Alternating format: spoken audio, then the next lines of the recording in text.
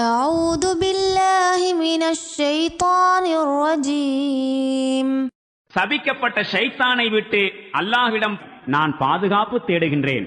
أفمن يخلق كمن لا يخلق أفلا تذكرون. ஆகவே படைக்கின்றவனும் படைக்காதவனும் சமமாவார்களா? நீங்கள் சிந்தித்து உணர்ந்து கொள்ள வேண்டாமா? وإن تعدوا نعمة الله لا تحصوها إن الله لغفور رحيم. அல்லாஹ்வின் அருட்கொடைகளை நீங்கள் எண்ணிட முயன்றால் அவற்றை உங்களால் எண்ணவே முடியாது. திண்ணமாக அல்லாஹ் பெரிதும் மன்னிப்பவனாகவும் கருணை புரிபவனாகவும் இருக்கின்றான்.